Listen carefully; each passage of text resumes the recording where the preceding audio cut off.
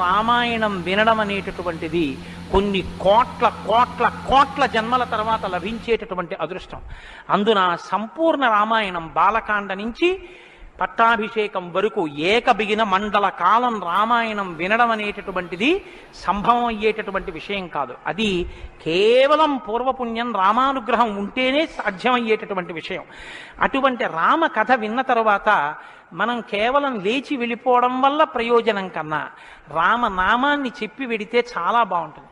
రామనామం కేవలం రామ అనడం కన్నా పెద్దలు మనకు ఒక మార్గాన్ని ఇచ్చారు.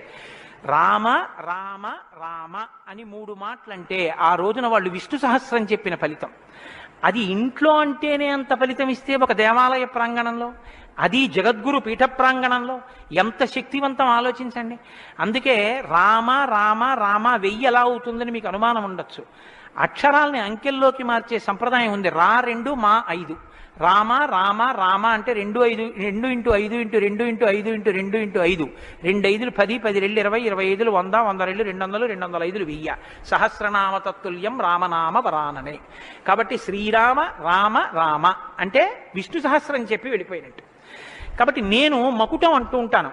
మకుటం మీరందరూ కానీ నేను దానికి వివరణం ఒకటి అంటూ ఉంటాను. మీరు మీ అందరూ కూడా చక్కగాను రామనామము రామనామము రమ్యమైనది రామనామము అని మీరంటారు. ఉండండి ఉండండి, మీ త్వర చాలా గొప్పది.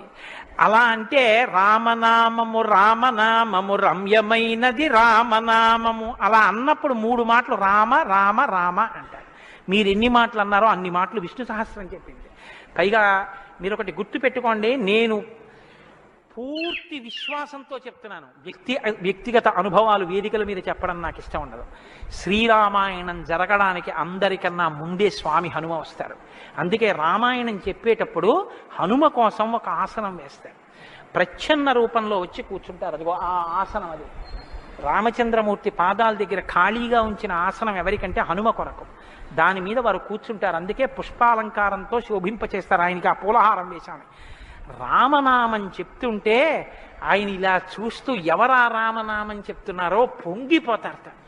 రాముడు హనుమ ప్రీతి పొందేస్తారు. ఎంత అసలు సీతమ్మ పరవశించిపోతుంది. నేను మీకు ఇప్పుడే చెప్పాను, వాక్కు ఉన్నది ఒక్క మనుష్య జన్మకే. అది మన భాగ్య విశేషం చెప్పగలగడం. రోజు అలా అని మీతో నేనేం గంట సేపు చెప్పించను. ఒక్క 11 పర్యాయాలు అందులో నాకు ఏది అనిపించాలనిపిస్తే అవి అనిపిస్తూ ఉంటాను. నేను వివరణతో కూడిన మాట అంటాను, మీరు రామనామము రామనామము రమ్యమైనది రామనామము. నేను గొప్పకి చెప్పట్లేదు, మీతో మాట మనవి చేస్తా. నేను అయ్యప్ప స్వామి దేవాలయంలో సంపూర్ణ రామాయణ ప్రవచనం చేసిన రోజుల్లో ఇది అనిపించేవాళ్ళం. రామాయణం అయిపోయిన తర్వాత రామాయణం సీడీలు ప్రపంచవ్యాప్తంగా అన్ని దేశాలకి వెళ్ళాయి.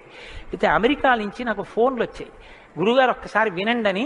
వాళ్ళు ప్రతిరోజు రామాయణం వినేటప్పుడు ఖాళీ కుర్చీ వేసి టేప్ రికార్డర్ పెట్టి 6:25 అవుతుంటే కోటేశ్వరరావు ఉపన్యాసానికి వస్తున్నారని భావన చేసుకుని వాళ్ళు టేప్